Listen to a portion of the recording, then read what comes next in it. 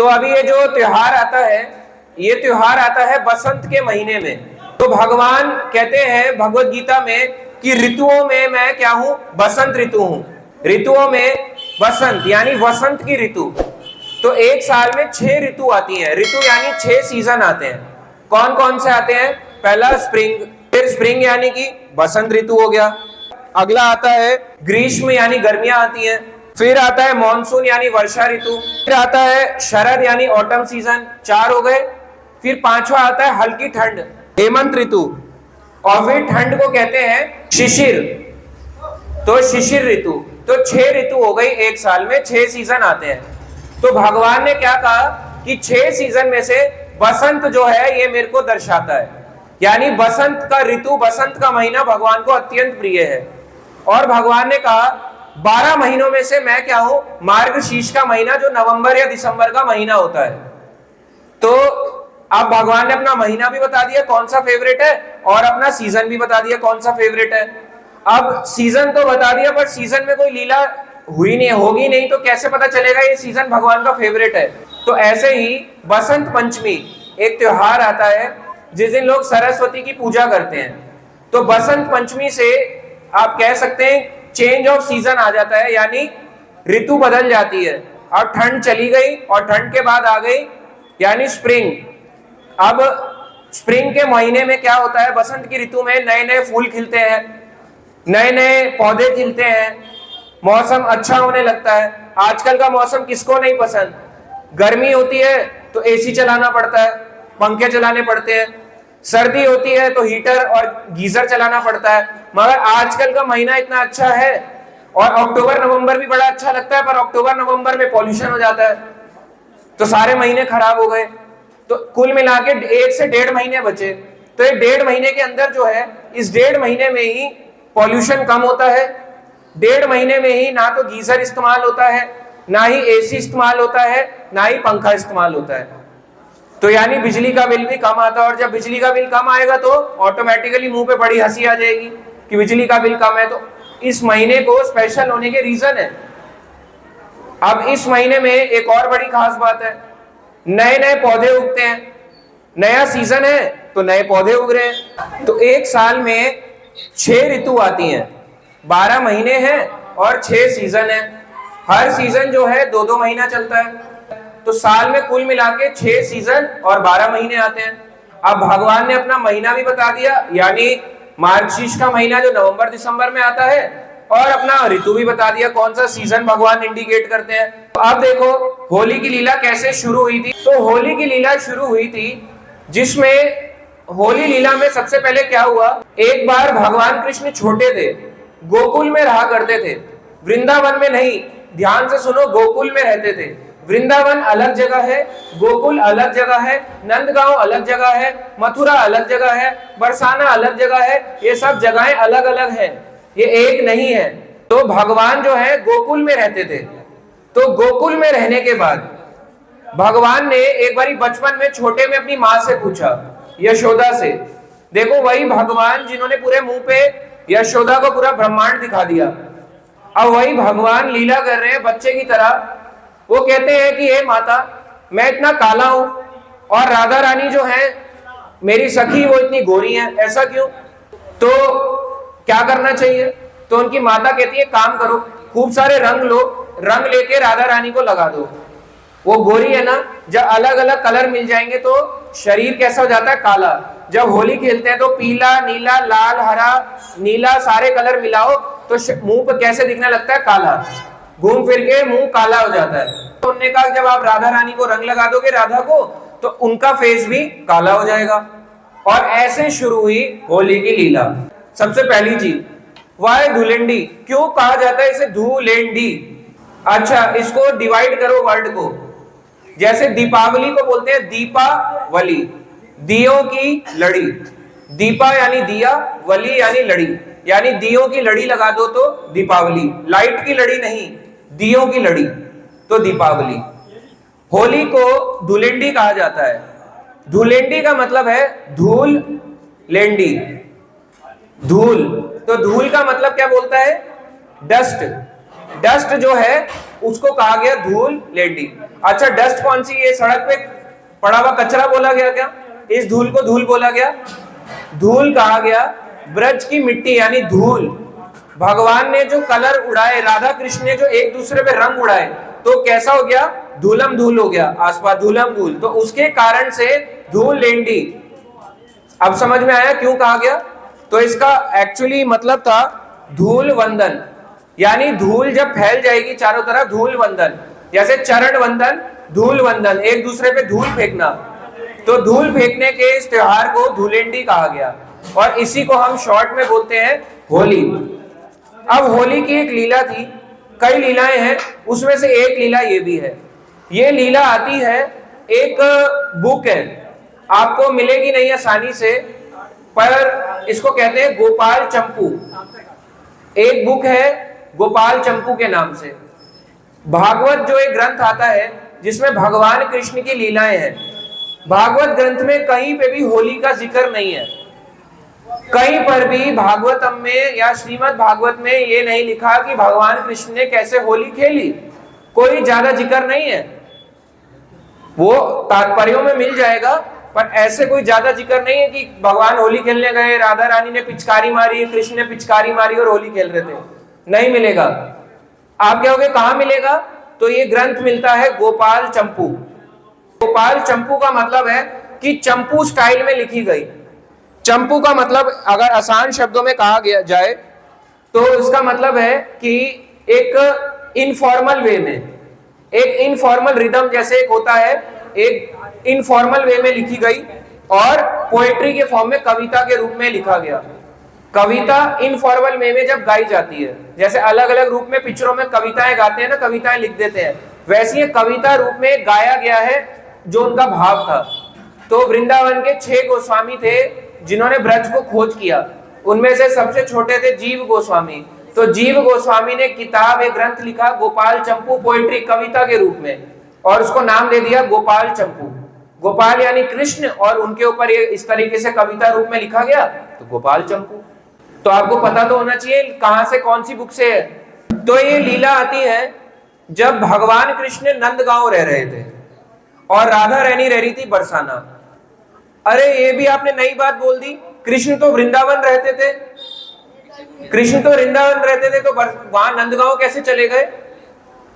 तो ये यमुना नदी है मान लो, यमुना नदी के इस तरफ है 5 गांव और यमुना नदी के इधर है 7 गांव। 5 इधर 7 इधर, 5 वन इधर 7 वन इधर। तो इधर वाला एक वन था जिसका नाम था महावन। वहां पे जगह थी गोकुल और रावल। तो गोकुल में जन्म हुआ कृष्ण का, वहीं नंद बाबा और यशोदा रहते थे, और रावल में राधा रानी के माता पिता वृषभानु, कीर्तिदा और बाकी ब्रजवासी रहते थे। तो राधा रानी का जन्म स्थान रावल, कृष्ण का गोकुल। जब कंस का अत्याचार होने लगा तो नदी के इस पार, नदी के इधर को चले गए कौन? राधा और कृष्ण। राधा कृष्ण जब चले गए तो आए सबसे पहले एक जगह पे जिसका नाम था छठी करा। वृंदावन नहीं, छठी करा। जब छठी करा पहुंचे तो कंस के अत्याचार बंद नहीं हुए, तो कृष्ण चले गए नंदगांव। ग्वाल, अब जितने भी नंद बाबा यशोदा हैं ये चले गए नंदगांव, नंदीश्वर पर्वत पे। शिवजी बन गए पर्वत, और पर्वत के ऊपर चले गए नंदीश्वर पर्वत। पहले वो जमाने में बहुत ही ऊंचा पर्वत होता था, आसमान को करीब तक छूता था। अब वो पर्वत बहुत छोटा हो गया है, 4 माले की बिल्डिंग जितना ही रह गया। और एक और पर्वत है, ब्रह्मा जी बने बरसाना में ब्रह्म पर्वत। तो ब्रह्मा जो वृषभानु थे राधा रानी के परिवार वाले, वो सब चले गए ब्रह्म पर्वत बरसाना में। तो कृष्ण हो गए नंदगांव के और राधा रानी वाली हो गई बरसाने वाली हो गई। तो अब ये दोनों इस तरीके से अलग अलग स्थान में रह रहे थे, नंदगांव और बरसाना। एक बारी कृष्ण, राधा कृष्ण होली खेलने का उनका विचार आया। होली लीला प्रकट हो चुकी थी, बचपन में ही बताया कि राधा रानी जब उनको पता चला कि गोरी है मैं काला क्यों हूं, तो सारे रंगों को लेके उन्होंने राधा रानी को रंगा। तो इसलिए होली का त्योहार शुरू हुआ, पिछली कथा में बताया। अब जब होली शुरू हो गई, बड़े हो गए, तो बड़े होके होली नहीं खेलेंगे क्या राधा कृष्ण? वो खेलेंगे होली। तो उन्होंने सोचा कि चलो होली खेली जाए। ठंड का मौसम चला गया, बसंत का ऋतु आ गया, नए नए पेड़ पौधे फूल खिलने लगे। फूल खिलने लगे तो कई लोग कहते हैं कि इसको फूलों की होली क्यों कहा जाता है? फूलों की होली कब खेलोगे? जब फूल नहीं उगेंगे। ऐसा तो है नहीं कि सारे पेड़ पौधे के फूल तोड़ डालेंगे और सारे खत्म कर डालेंगे।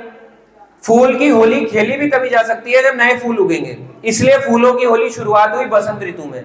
समझ आया फूलों की होली क्यों खेलते हैं? क्योंकि फूल जब उगेंगे ही नहीं तो होली कैसे खेलोगे? फूलों की होली खत्म। इसलिए हर साल फूलों की होली नहीं खेल सकते। दिसंबर में खेलो फूलों की होली, फूल ही नहीं उगेंगे, कैसे दिसंबर में फूलों की होली खेलोगे? ऐसे ही लठमार होली आई। लठमार होली के बारे में बताया तो राधा कृष्ण एक दूसरे को लठ मार के रोकते थे, तो लठमार होली ऐसे आई। ऐसे ही करके रंगों की होली भी आई। और राधा कृष्ण जिससे होली खेलते थे वो होते थे सोने की पिचकारियों से। तो अलग अलग तरह की होली आई जो पिछली कथाओं में मैंने बताया। अब जब इनका इच्छा हुई होली खेलने की तो राधा रानी ने अपनी सखियों को लिया और बोले चलो चलते हैं होली खेलने बरसाना से। और इधर से नंदगांव में कृष्ण ने अपने साथियों को लिया, बोले चलो होली खेलने चलते हैं। तो बरसाना में एक जगह भी है जिसको कहते हैं रंगीली गली। रंगीली गली का मतलब क्या? रंगा हुआ है। मैं एक बारी देख के आया कि रंगीली गली का मतलब क्या है। क्या चारों तरफ दीवारें अलग अलग रंग की हैं? पर ऐसा कुछ नहीं है। रंगीली गली का मतलब है राधा कृष्ण ने वहां होली खेली और होली खेलने के बाद वो गली रंग गई तो रंगीली गली। मगर हमें ऐसा लगता था रंगीली गली मतलब चारों तरफ रंगा हुआ है। अलग अलग होली लीलाएं ऐसे शुरू हुई। तो राधा रानी ने कई अपनी करोड़ों गोपियों को लिया। कितनी? करोड़ों। 1 2 4 नहीं, 10 नहीं, 15 नहीं, करोड़ों। करोड़ों गोपियों को लेके गई। तो राधा रानी ने अपना कुछ बाजे भी लिए, राधा रानी ने कुछ शस्त्र लिए कि होली खेलनी है, लठ वगैरह ये सब चीजें ली। उन्होंने एक डफली ली। डफली आपको पता होगा, डफली बजाते हैं। राधा रानी ने नफीरी। नफीरी सुनने में मुसलमान वर्ड लगता है पर नफीरी का मतलब है एक तरह की शहनाई। एक तरह की शहनाई को नफीरी कहा जाता है। ऐसे करके होती है पाइप सी, उसके आगे ऐसे गोल सा होता है, ऐसे लगता है टेलीस्कोप है। नफीरी कहते हैं, ऐसे करके बजाते हैं नफीरी। ऐसे ऐसे ऐसे करके नफीरी बजाते हैं। ढोल लेके जा रही थी।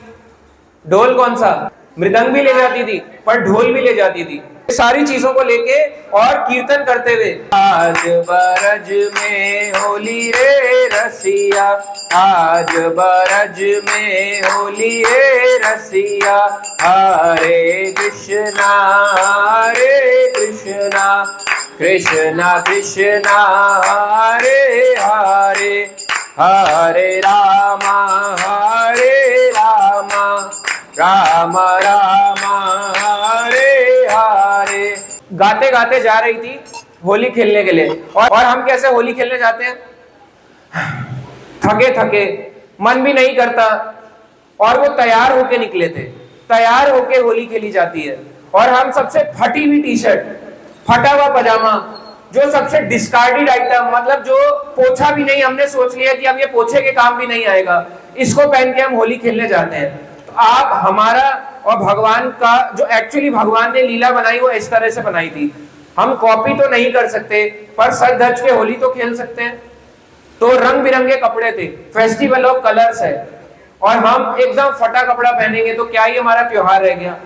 तो सारे के सारे होली मैदान में पहुंचे।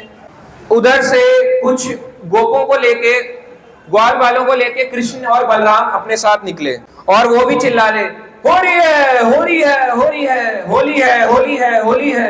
होरी बोलते थे, होरी, होली है होली है होली है। तो होली होली करते हुए आगे बढ़े। जब आगे चल रहे थे आगे पहुंचते पहुंचते अब कृष्ण के ग्वाल वालों ने भी गाना शुरू कर दिया। ढपली बजाई और मृदंग ढोल बजने लग गए। एक तरफ राधा रानी खड़ी है, एक तरफ कृष्ण खड़े हैं। दोनों की अपनी अपनी आर्मी खड़ी है, बड़ी सी आर्मी है, और वो बड़ी सी आर्मी लेके खड़े हुए हैं होली खेलने के लिए। एक तरफ राधा रानी को देख के कृष्ण को वो हुआ कि अरे इतनी सारी करोड़ों गोपियां आई हैं। तो भगवान कृष्ण ने क्या किया, उनके ग्वाल वालों ने उनके ऊपर एक छत्र लगा दिया, एक छाता लगा दिया, जैसे पहले राजाओं के ऊपर लगाया जाता था। और चामर होता है ना, चामर ऐसे ऐसे करके किया जाता है, इसको चामर कहते हैं। तो चामर से वो ढोलने लग गए, चावल ढुलाने लग गए भगवान को, और ऊपर ऐसे छत्र पकड़ के खड़े हो गए। अब ये राधा रानी की गोपियों ने देखा एक तरफ तो वो भी ऐसी खड़ी हो गई, एक ने छत्र पकड़ ली और राधा रानी पे भी चांवर लगाने लग गई। जब ये चल ही रहा था, दोनों अपनी सेनाओं को लेके आगे बढ़े तो राधा रानी ने एक उनकी साथ में सखी थी, मिडल एज अर्धवृद्धा सखी। अर्धवृद्धा का मतलब मिडल एज वाली, 40-50 के करीब आप कह सकते हैं, अर्धवृद्धा सखी आई। राधा रानी का संदेश लेके कृष्ण के पास आगे बढ़ी, बोली हे कृष्ण, ये जो तुमने चावल लगा रखा है ना, ये हटा लो, ये तुम्हारे लिए नहीं है, ये लीला है। थोड़ी फनी लगेगी पर उन्होंने कहा ये हटा लो अपने ऊपर से, ये जो तुमने अपने ऊपर छत्र लगा रखा है, चावल लगा रखा है, ये केवल राधा रानी के लिए ही बना है और किसी के लिए नहीं, हटा लो इसको अपने यहां से। उसी समय भगवान कृष्ण का एक मोटा सा दोस्त था, ऐसा हट्टा कट्टा सा, उसका नाम था मधुमंगल। तो मधुमंगल एक बालक ब्रह्मचारी था और बालक था, मोटा सा। तो मधुमंगल आके खड़ा हो गया, तो मधुमंगल डांटने लग गया, तुम मेरे मित्र को ऐसा नहीं बोल सकते, मेरा मित्र पता है कौन है, तुम जानते नहीं हो, पूरे ब्रह्मांड को पालन करने वाला यही है। गुणगान करने लग गया अपने फ्रेंड कृष्ण का। ये समझाने लग गई, बोली कि अपनी सेना को लेके बोलो कृष्ण पीछे हो जाओ, नहीं तो हम सब तुम्हारे को छोड़ेंगे नहीं, अपनी सेना लो और पीछे मुड़ो, वापस जाओ, अपने नंदगांव को जाओ। वो सखी कहने लग गई, कह रही कि आदेश दिया है, ऐसे ऐसे करके कहती, विष्णु विष्णु विष्णु, आदेश दिया है कि राधा रानी का आदेश है कि उनकी कीर्ति, राधा रानी की कीर्ति यानी यश हर जगह फैल रहा है। उनकी उपस्थिति में किसी और के सर के ऊपर चांवर या किसी और के ऊपर छत्र नहीं होना चाहिए, मतलब एक ही राजा होना चाहिए या एक ही रानी होनी चाहिए। तो कहते हैं एक ही रानी होनी चाहिए, राधा रानी कहते हैं बस यही हमारी राधा रानी, ब्रज की ठकुरानी श्रीमती राधा रानी। कृष्ण को चांवर और ये सब चीजें, ऐसी सेवाएं नहीं होनी चाहिए। मधुमंगल कहने लगा, अरे स्त्री, तुम्हारे मन में जो आए करना, मगर हम पीछे नहीं हटेंगे, ऐसे ही अपने मित्र की सेवा करेंगे। कि एक काम करते हैं, इस स्त्री को यहीं पे रखते हैं, जाने की अब वापस संदेश लेके जाना था। एक तरफ कृष्ण को अपना संदेश दे दिया कि राधा रानी ने क्या बताया, कृष्ण का संदेश लेके वापस जाना था, मैसेंजर बन के आई थी। तो मधुमंगल ने कहा ये वापस नहीं जानी चाहिए, ये दूती बन के आई है, यानी दूत बन के आई है राधा रानी का, बड़ी चालाक है, इसको यहीं पे रोक लो। जब तक मैं वहां पे नहीं जाता, मैं एक बहुत बड़ा विद्वान पंडित हूं, जब मैं वहां जाऊंगा गोपियों को सिखाऊंगा, उनको पाठ पढ़ाऊंगा और फिर वापस आऊंगा, तब जाके इसको छोड़ देना। अपने मित्र कृष्ण को कहा। तो कृष्ण ने कहा कि हे दूती, हे सखी, तुम यहीं रुको, मेरा दोस्त मधुमंगल जाएगा, राधा रानी के पास जाएगा और राधा रानी को जाके समझा के आएगा। अब वो राधा रानी के पास के लिए निकला। मधुमंगल गया ऐसे हट्टा कट्टा एकदम चौड़ा होता हुआ गोपियों के बीच में, और गोपियों के बीच में जाके ललकारता है, कह रहे तुमने मेरे मित्र का अपमान किया, इसलिए हमने तुम्हारी सखी को बंदी बना लिया, अब हम उसे छोड़ेंगे नहीं। मधुमंगल कहता है कि जो तुम्हारी रानी है ना, वो तो किसी दूसरे पुरुष के प्रति आसक्त हो गई है। गोपियों के बीच में जाके बोला, अपमान करने लगा राधा रानी का। तो विशाखा सखी को गुस्सा आया, ललिता सखी को गुस्सा आया। तो वो कहते हैं हमारी राधा रानी का अपमान, आप राधा रानी का अपमान करते हो, तो एक काम करो, मधुमंगल को यहीं पे रोक लो, मधुमंगल को भी मत जाने दो। और ललिता सखी ने कहा कि ये मधुमंगल जो है बहुत खाता पीता है, बहुत बोलता है, ज्यादा खाने वाला, ज्यादा जुबान चलाता है, तो एक काम करो, इसको यहाँ पे बंदी बनाओ, इसको यहाँ पे गोपी बनाओ। मधुमंगल को गोपी बनाने का प्रस्ताव रखा गया। तो राधा रानी ने अपने कुछ ब्राह्मण बालकों को बुलाया अपने महल से और मधुमंगल को एक गोपी बना दिया गया। तो भगवान कृष्ण का एक बेस्ट फ्रेंड अब राधा रानी के पास मैसेज लेके गया, क्या बन गया, एक गोपी। और जो राधा रानी की एक सखी थी 40-50 मिडिल एज वाली सखी, वो वहां पहुंच गई थी। अभी उनके साथ कुछ नहीं किया था दुर्व्यवहार, क्योंकि भगवान कैसे करेंगे, मगर मधुमंगल को सखी बना दिया। कह रहे अब इसको लेके हम आगे जाएंगे और आगे बढ़ेंगे कृष्ण के नंदगांव में होली खेलने के लिए। अब दोनों तरफ से आगे बढ़ा जा रहा है। तो कृष्ण ने क्या किया, कृष्ण ने सोचा कि हम जान गए थे कि उनका दोस्त जो है मधुमंगल वापस नहीं आया, तो मधुमंगल को कुछ ना कुछ स्त्री लड़की बना दिया होगा। तो अब भगवान कृष्ण ने वही जो सखी आई थी मिडिल एज वाली, उसको उठा के बोला इसको पुरुष बनाओ। इसको पुरुष बनाओ, लड़की को यानी लड़के को, मधुमंगल को लड़की बना दिया, स्त्री बना दिया, और जो वाइती कह रहे इसको वो बनाओ। दोनों आगे बढ़े, बोले इन दोनों का विवाह करा देते हैं, इन दोनों का विवाह करा देते हैं। उससे पहले लाया गया, मधुमंगल को लाया गया। सखियां कहती हैं, हे कृष्ण तुम्हारे लिए रिश्ता है, तुम्हारे लिए रिश्ता। मधुमंगल वही मोटा सा, कृष्ण हैरान हो जाते हैं, गोपियां मोटी हो गई हैं ब्रज की खा खा के, कैसी गोपी, एक मोटी सी गोपी आई है। और इधर से कृष्ण कहते हैं ये राधा रानी के लिए रिश्ता है। अब वो देखते हैं कि बूढ़ा सा एक आ रखी है, एक 40-50 की, आजकल तो किसी को बूढ़ा नहीं बोल सकते, बुरा लग जाता है लोगों को, पर 40-50 वाला कभी भी 20 वाली लड़की को टक्कर नहीं दे सकता, पर आजकल दे रही है। पर थोड़ा सा फेस में तो डिफरेंस आएगा, फेस में डिफरेंस आएगा नहीं आएगा? 50 साल की उम्र में और 20 साल की उम्र में फेस में डिफरेंस आएगा। तो जो फेस में डिफरेंस आता है तो फेस में थोड़ी झुर्रियां पड़ जाती हैं। आप कहोगे हमारी तो नहीं पड़ी, हमारी तो नहीं पड़ी, तो हम सब एक जैसे थोड़ना है, सबका शरीर अलग अलग है। उसको एक पुरुष बनाया भगवान कृष्ण ने, अपने महल से स्त्रियां बुलाई नंदगांव से और उनको एक पुरुष बना दिया। तो इससे एक चीज सीखने की मिलती है, क्या? चाहते तो कृष्ण खुद ही उस स्त्री को, भगवान है स्त्री बना देते, पर भगवान ने पुरुष बुलाए। और राधा रानी चाहती तो मधुमंगल को खुद से बना देती, पुरुष स्त्री बना देती, पर उन्होंने अपने उससे महल से बालकों को बुलाया। तो लड़का लड़के को तैयार करे, लड़की लड़की को तैयार करे, ऐसा ही होना चाहिए। ये एक सिस्टम बनाया गया था, दोनों को आगे बढ़ाया। अब राधा रानी कहती है सामने वाला जो लग रहा है थोड़ा बूढ़ा लग रहा है रिश्ते के लिए, और कृष्ण देखते हैं मेरी वाली जो रिश्ता है थोड़ी मोटी गोपी है, तो एक काम करते हैं दोनों का आपस में विवाह करा देते हैं। विवाह कराने की सोची, एक तरफ मधुमंगल जो लड़की के रूप में स्त्री गोपी बना हुआ है, और एक तरफ वो सखी 40-50 एक मिडिल एज की सखी वो बनी हुई है, पुरुष आगे बढ़ रहे हैं। उतने में ही और सखियों ने कहा ये जो पुरुष है ना ये योग्य नहीं है, तुम हमारी सखी, मधुमंगल के लिए कह रहे हैं, हमारी सखी के लिए इस पुरुष से शादी कराने कर सकते हो, बूढ़े से शादी कराना चाहते हो, इसके लिए युद्ध होगा। अब युद्ध के लिए आगे बढ़े। जब आगे बढ़े वो, तो हाथ में गुलाल लेके, पिचकारियां लेके आगे बढ़ते हैं, और क्या कहते हैं? कौन के हाथ कनक पिचकारी, कौन के हाथ का मोरी रे रसिया। किसके हाथ में कनक पिचकारी थी? कनक का मतलब सोने की पिचकारी, तो सोने की पिचकारियों से होली खेलते थे।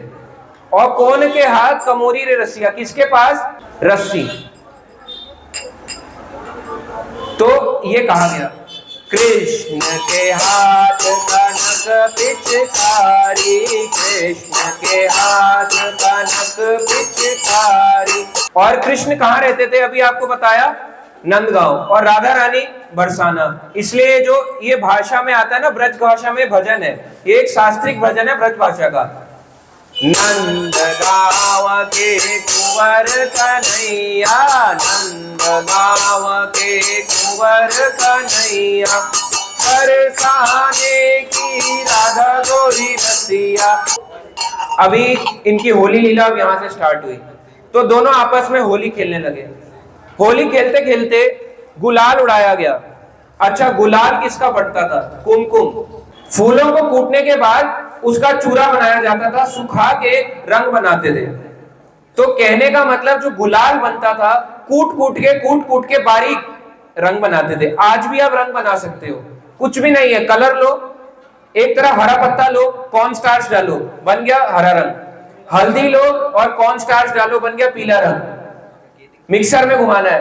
कोई फूल लो, व्हाइट कलर का, गेंदे का, पीले रंग का, ऑरेंज वाला गेंदा लो, कोई भी कलर का लो, मोगरे का फूल लो, उसमें कॉर्न स्टार्च डालो, बन गया आपका व्हाइट कलर। अलग अलग रंग आप खुद बना सकते हो। और आपको सच्ची बात बताऊं, भगवान को कभी भी कलर लगाएं, अपना बना हुआ कलर लगाओगे ज्यादा अच्छा है। बाहर जो कलर मिलते हैं ज्यादातर में क्या केमिकल मिला है आपको नहीं पता। बाजार में जब हर चीज, दूध नकली हो सकता है, हवा नकली हो सकती है, पानी खराब हो सकता है, तो कलर कौन सा आपको ओरिजिनल बेच रहे हैं? लो हमारा ही कलर लगाओ। कई बार हम बाहर के बने हुए कलर भगवान को लगाते हैं, उससे भगवान का जो विग्रह है उसका पेंट भी उतर जाता है। भगवान कहते हैं मेरा रंग उतारा तूने, अब तेरा रंग उतारूंगा। फिर हम कहते हैं हमारी स्किन क्यों खराब हो गई, हमने तो कुछ किया नहीं था, हमने भगवान पे ऐसा रंग फेंका था कि भगवान का पेंट निकाल दिया। अब भगवान हमारी स्किन से वापस बदला लेंगे, कर्मा आ रहा है, अब भगवान हमारी स्किन खींच के निकालेंगे। हो सकता है एक्सीडेंट से खींच जाए, किसी और चीज से खींच जाए, तो ये निकलेगा। तो ऐसे करके भगवान को हमेशा नेचुरल कलर लगाना चाहिए। अच्छा, लठमार होली कैसे शुरू हुई? जब ये आगे बढ़े नंदगांव को, तो घेर लिया सारे गोपियों ने कृष्ण को, और कृष्ण जो है भागने का प्रयास करने लगे। अब प्रयास करने के लिए चारों तरफ से लठ मार के रोक दिया गया। कृष्ण को ऐसे करके लठ मारते और कृष्ण अपने हाथ से यूं करके बचाते। आज भी देखना, लठमार होली जो होती है, एक लठ होता है और यहाँ पे एक ढाल सी पहनी जाती है, उससे ऐसे करके बचाया जाता है। मगर भगवान तो भगवान ने अपनी एल्बो से ऐसे करके बचाते थे। अगर हम बचाएंगे तो शायद हमारा हाथ ही टूट जाए, तो अपने आप को ऐसे करके बचाते थे। और कृष्ण भाग जाते वहां से, फिर मीठी मीठी बातें करते, गोपियों का दिल बहलाते, फिर भाग जाते। और कृष्ण होली खेलते खेलते कोई मर्यादा फॉलो नहीं करते थे। होली खेलते खेलते उनके मित्र उनको तांबूल यानी पान देते थे, तो पान को चबाते और राधा रानी की चेस्ट पे थूक देते। जैसे आज के समय में आप देखते हो, कई लोग मंदिरों में जाओ वृंदावन में, हम तो गोस्वामी हैं, और पान मुंह में भरा रहता है, और वो जो मुंह में भरा हुआ पान रहता है उससे उनके मसूड़े वसूड़े सब खराब हो रखे होते हैं। उस पान को अगर कोई खाएगा तो आप खुद सोचो मसूड़ों के हाल क्या हो जाएंगे। तो भगवान इस तरीके से होली खेलते थे, मतलब पान को भी थूक देते, वो मीठा होता था पान। अच्छा, एक बात आती है, क्या भक्त को पान खाना चाहिए? नहीं खाना चाहिए। क्या भक्त को भांग पीनी चाहिए? नहीं पीनी चाहिए। आप कहोगे भांग तो भोले बाबा की है। भोले बाबा ने कभी भांग नहीं पी, आपको पता है? आज तक रिकॉर्ड है, एक भी शास्त्र में एक भी वर्ड कहीं नहीं लिखा कि शिव जी ने होली में भांग पी के नाचे थे, कहीं नहीं लिखा। या कृष्ण ने भांग पी के नाचे, कहीं नहीं लिखा। भांग पी गई थी और नाचा गया था, पर आज के जमाने में लोग भांग पी के नाचते हैं। कहीं नहीं लिखा था कि होली के जमाने में गुटके शुटके खाओ, नशे करो, कहीं नहीं लिखा। होली के जो मर्यादाओं को लांघते थे, मगर बदतमीजी नहीं करते थे। बदतमीजी अलग चीज है, मर्यादा लांघनी अलग चीज है। भगवान कृष्ण के पास सोने की पिचकारी होती थी। आज भी देखना, अब तो खैर होती नहीं, अब तो स्टील की पिचकारियां हैं, पर बड़ी बड़ी सोने की पिचकारी, तो पेट पे ऐसे लगाते हैं और ऐसे करके पानी छोड़ते हैं। वृंदावन में ऐसे पेट पे लगाते हैं, बड़ी सी पिचकारी होती है, यूं करके छोड़ते हैं और फिर आगे पानी जाता है सब पे। तो ऐसे ही कृष्ण भी पानी फेंका करते थे अपनी पिचकारियों से, कभी ऐसे, कभी पेट पे 2-3 गोल ग्वाल बाल मिलके ऐसे पिचकारी चलाते और यूं फेंका जाता था पानी। तो ये कहां से आया? ये सब कहां से कॉपी कर रहे हैं? भगवान को तो देख देख के कॉपी कर रहे हैं, बस हमने अपनी चीजें उसमें ऐड कर दी। पान खाना था तो उसमें थोड़ा सा गुटखा शुटका डाल दिया ताकि मुंह लाल हो जाए और दांत सड़ जाए, थोड़ा नशा दिला दिया। होली था, दूध और मक्खन, कभी कुछ नहीं होता था तो कृष्ण क्या करते थे? मटकियों को फोड़ते थे, दही को लेते थे, दही से मक्खन बनाया जाता है। दोबारा आपको बता दें, मलाई का मक्खन नहीं बनता। कई लोग सोचते हैं मलाई से मक्खन बनता है। मलाई से जो मक्खन बनता है उसमें सिर्फ फैट्स होता है। इसलिए 2 तरह के मक्खन आते हैं, एक बनता है मलाई से, एक बनता है दही से। तो जो दही से ज्यादा मक्खन बनता है इसलिए उसका प्राइस हमेशा ज्यादा होता है। इसलिए जो भगवान कृष्ण मक्खन खाते थे, पहले वो गायों का दूध निकलता था, गायों का दूध निकलने के बाद उसका घी क्या बनाते थे? दही। जब उसका दही बना दिया तो दही से क्या बनाते थे? मक्खन, और मक्खन से बनता था घी, ऐसे बनता था व्हाइट बटर। और आज के जमाने में मलाई से बनता है, और दूध भी नकली है। तो आप सोच के देखो कितना डिफरेंस है। यही डिफरेंस आता है हमारी समझ में और उसमें। हमारे को सिखाया, ऐसी प्रोग्राम ऐसे कर दिया गया कि हम लोगों को चीजों को, हमारे त्योहारों को गलत बताया गया। तो कृष्ण मटकों को फोड़ते थे जिससे वो बनारियां करती थी, तो राधा रानी भी जिनसे बनाती थी मटकों को फोड़ा और दही को लिया और दही यूं करके फेंक दी, मक्खन लिया, मक्खन फेंक दिया, कुछ मक्खन खा लिया, कुछ फेंक दिया, दही को थोड़ा सा खा लिया, कुछ फेंक दिया। ऐसे करा करते थे। ये था होली का त्योहार, इस तरीके से बनता था। होली खेलते खेलते थक गए। थकने के बाद सभी गोपियों ने और ग्वाल वालों ने सोचा कि क्या करते हैं, अब एक काम करते हैं, काफी होली खेल ली, अब हमारे राधा कृष्ण इनका पुनर्मिलन करवाते हैं। अब दोनों को लेके आए और दोनों का मिलन करवा दिया। दोनों का मिलन करवाने के बाद कृष्ण जो है वो गोपियों में ही खो जाया करते थे। कृष्ण ध्यान ही नहीं देते थे और किसी अपने ग्वाल वालों की तरफ। तो बलराम जी को लगा कि मेरा जो भाई है, मेरा भाई है कृष्णा, कान्हा जो है गोपियों की बातों में ही फंस गया है। तो देखते थे कि जो गोपियां हैं, गोपियों के बीच में कान्हा घिरा हुआ है। अपने भाई को देखा तो बलराम जी ने सोचा कि कुछ प्रस्ताव रखा जाए। क्या प्रस्ताव रखा बलराम जी ने? बलराम जी ने कहा कि एक काम करता हूँ, कुछ गिफ्ट देता हूँ, कुछ गिफ्ट दूंगा तो मेरे कृष्ण को शायद ये वापस कर दें। तो बलराम जी कई उपहार लेके, मोती लेके आए, अलग अलग प्रकार के मोती उपहार लेके राधा रानी को दिया। तब जब राधा रानी को दिया तो उन्होंने कृष्ण को वापस किया। इस तरह से ये होली का त्योहार में गिफ्ट एक्सचेंज का फेस्टिवल बना। क्यों होली में भी गिफ्ट देते हैं? क्योंकि उन्होंने राधा रानी से वापस अपने भाई को मांगा कि मेरे भाई को वापस कर दो, और ये होली का त्योहार शुरू हुआ। तो अलग अलग प्रकार से यहाँ पे मनोरंजन बनाया जाता था। अब एक लीला सुनाते हैं इसी से जुड़ी हुई। एक समय की बात है, यही होली लीला की, कि कृष्ण लोह वन में गए। तो लोह वन में जाने के बाद अलग अलग वन आते हैं, ताल वन, बिल्व वन, भद्र वन, लोह वन, महावन, वृंदावन, काम्य वन, भांडीर वन, अलग अलग वन है ब्रज में। कुल मिला के मुख्य 12 वन है, 12 वन। 12 वन में से 7 वन इधर है, यमुना के इधर है, 5 वन यमुना के इधर है, 5 इधर, 7 इधर। वृंदावन इधर आता है, मथुरा इधर आता है, गोवर्धन इधर आता है। ये सब जगह जहां हम जाते हैं वो इधर ही पड़ती है। मथुरा, बांके बिहारी, बांके बिहारी तो छोटा सा हिस्सा है वृंदावन का। तो 5 वन कुल इधर आते हैं। तो नदी के जब इस तरफ जाओगे, यमुना के इस तरफ, आप मैप में भी देखना, तो महावन जहाँ पे गोकुल रावल जहाँ गांव आता है, उसी के ऊपर एक वन पड़ता है जिसका नाम है लोहवन।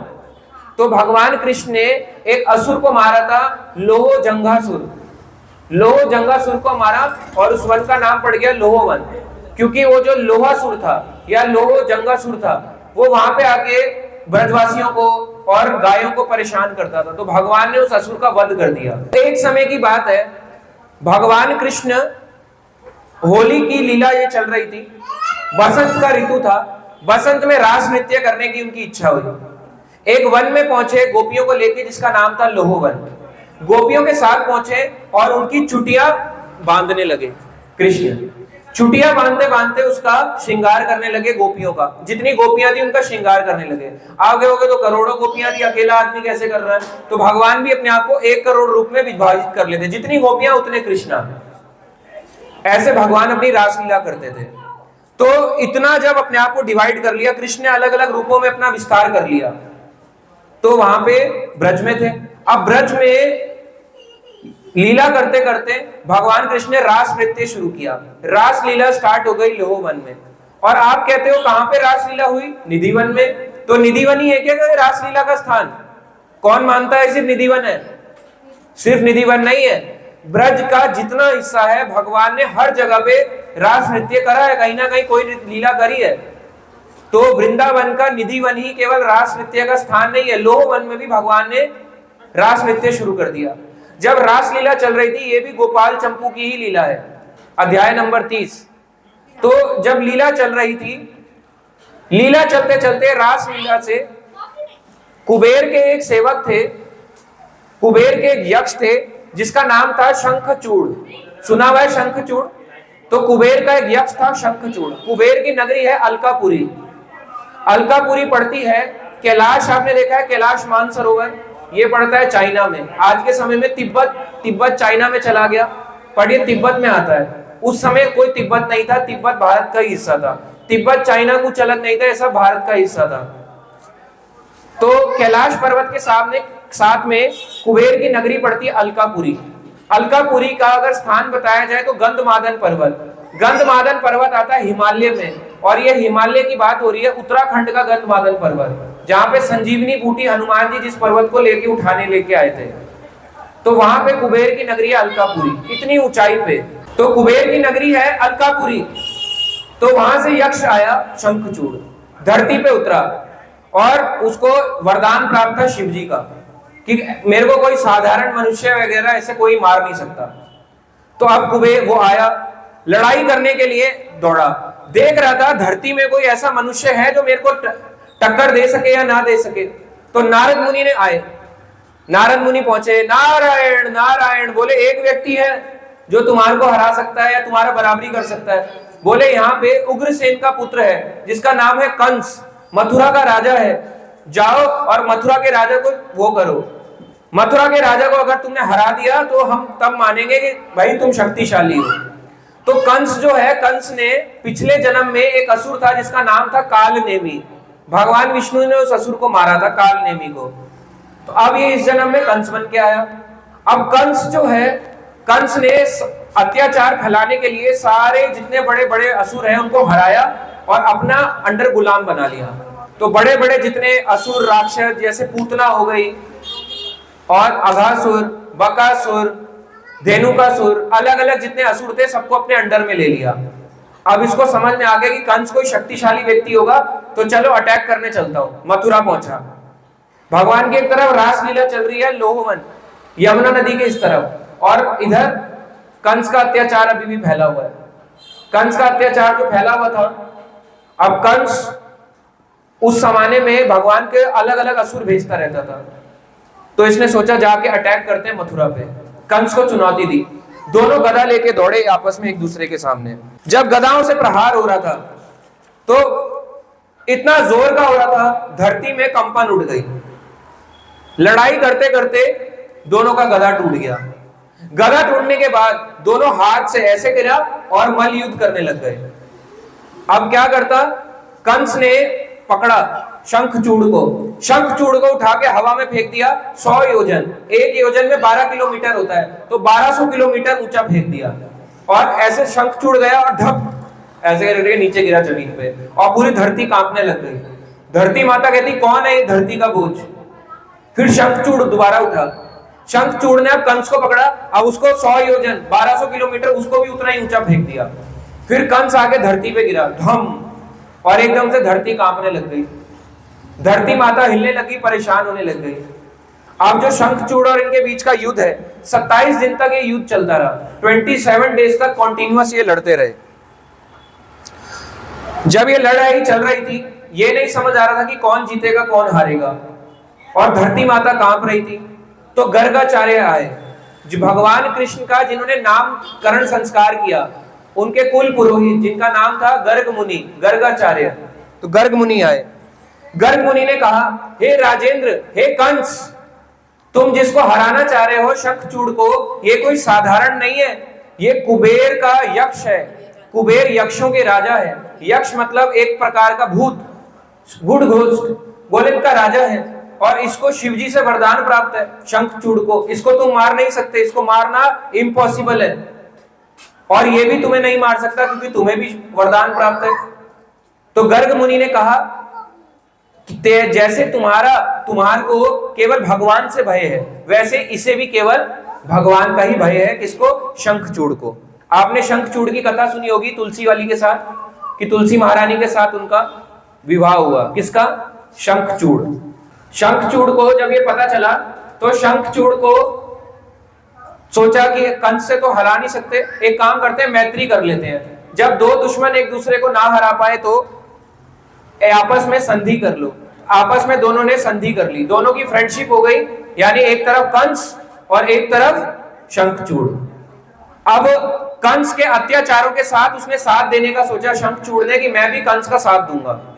तो ललकारते हुए आगे बढ़ा शंखचूड़, हंसते हुए आगे बढ़ा और पहुंचा लोहवन को। लोहवन में पहुंचने के बाद उसने देखा कि यहाँ पे रासलीला चल रही है। रासलीला में पहुंचा। रासलीला में पहुंचा कि भगवान कृष्ण नृत्य कर रहे हैं, गोपियों के साथ नृत्य कर रहे हैं, और होली भी खेली जा रही है। तो होली की ये लीला चल रही थी, बसंत की लीला चल रही थी, यही होली के दिनों की लीलाएं। तो होली का ये दिन था जिसको धुलेंडी कहते हैं। शंखचूड़ आया, परेशान करने लगा। उसी समय एक भयंकर राक्षस था, पेड़ जितना ऊंचा और दांत भार। राक्षस है भाई, असुर तो ऐसे ही गंदा ही दिखेगा, अच्छा तो नहीं दिखेगा, सुंदर तो नहीं लग सकता। दांत भार, हंसता हुआ और अपनी भुजाएं फैलाया हुआ, गोपियों को अपनी तरफ खींचने लगा। एक तरफ कृष्ण की रासलीला चल रही है, कृष्ण की अलग गोपियां हैं, और एक तरफ बलराम जी की रासलीला चल रही है, उनकी अलग गोपियां हैं। कुछ गोपियां यहां से उठाने लगा, कुछ बलराम जी की गोपियां उठाने लगा।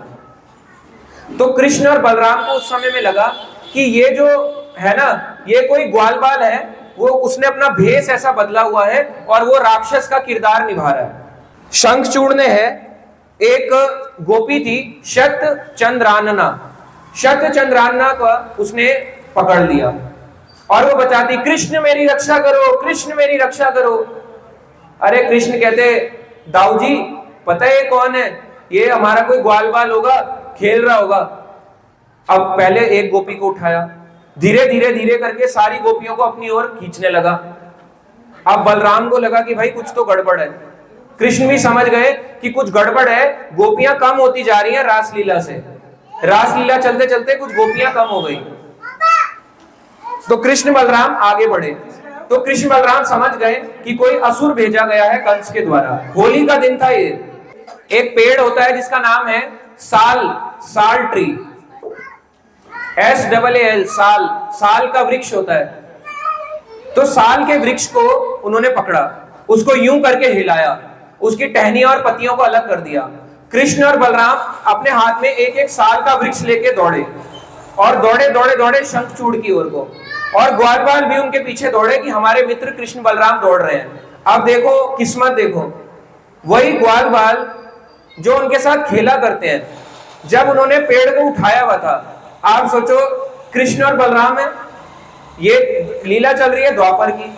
अब जब द्वापर में लोग मनुष्य ऊंचे हुआ करते थे तो पेड़ भी तो ऊंचा होगा, पेड़ कैसे छोटा हो जाएगा, पेड़ भी ऊंचा होगा। तो पेड़ को लेके पकड़ के भाग रहे। अब इतना बड़ा पेड़ और कृष्ण बलराम ने ऐसे हाथ में लिया हुआ है, ऐसे हाथ में लेके जा रहे हैं। अब हाथ में लेके जा रहे हैं तो उसी समय ग्वाल बालों को बड़ा वो हुआ, आश्चर्य हुआ।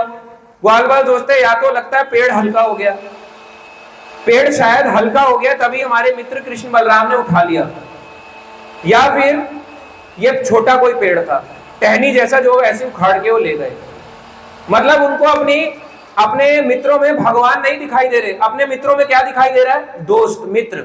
यही फर्क है उनके और हमारे में। हम कृष्ण को भगवान मानते हैं, पेड़ उठा लिया, मगर उन्होंने कहा अरे हमारा मित्र पेड़ उठा के गया। तो पेड़ उठा के भाग रहे हैं शंखचूड़ के पीछे, पीछे पीछे ग्वाल बाल उनके पीछे पीछे दौड़ते दौड़ते जा रहे हैं। जब वो दोनों पेड़ उठा के भाग रहे थे, शंखचूड़ ने देखा जब वो गोपियों को लेके जा रहा था, कुछ ही दूरी पे था, गोपियों को शंखचूड़ ने ऐसे करके छोड़ दिया।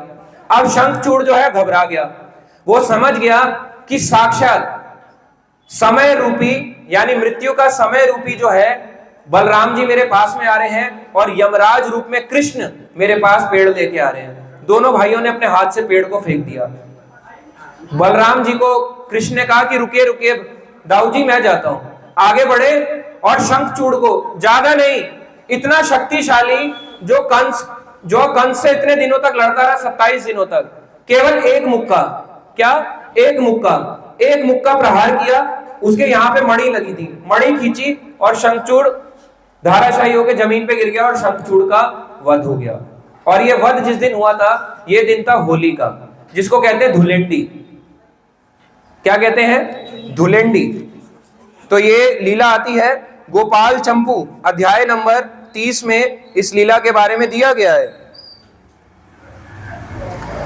तो होली के दिन जो होलिका दहन किया जाता है, होलिका दहन करते हैं, तो होलिका दहन में कई लोग बोलते हैं ना, होलिका मैया की जय, बोलना चाहिए।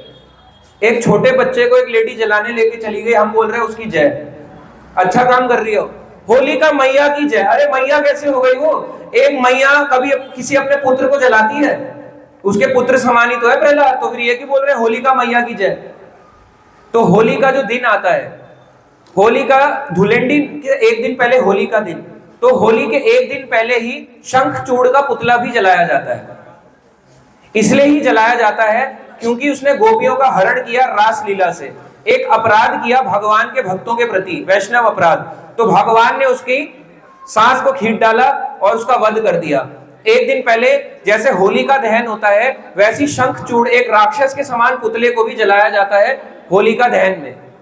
और तब से क्योंकि शंखचूड़ का वध हो गया तो अगले दिन धुलेंडी के दिन भगवान ने फिर से रास नृत्य अपना कंटिन्यू करा और खूब धूमधाम से होली मनाई। इसलिए धुलेंडी का फेस्टिवल, ये भी कारण है कि धुलेंडी का फेस्टिवल मनाया जाता है क्योंकि कंस के एक असुर का वध हुआ और उसके बाद खुशियों का त्योहार आया, रंगों का त्योहार आया।